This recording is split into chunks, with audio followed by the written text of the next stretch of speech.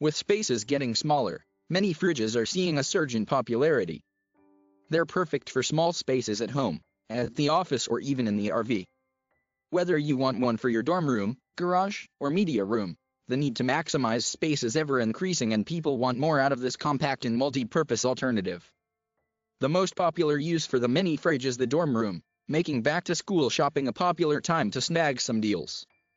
These small refrigerators are also widely used in the office, RV, garage, and, as the population ages, to store medications and other temperature-sensitive or medical materials.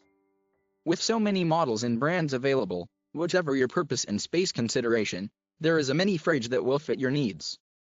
Only buy a mini fridge that uses a compressor for cooling, not a thermoelectric element. They don't get cold enough to keep food safe to eat. Look for mini fridges that have a full-width freezer spanning the entire width of the fridge, so you have more space for frozen food. Some models have a much smaller freezer compartment. Avoid cube-shaped fridges if you have the space. They don't hold very much and aren't that much cheaper. Avoid two-door mini fridges as well. They have a hard time holding consistent temperatures.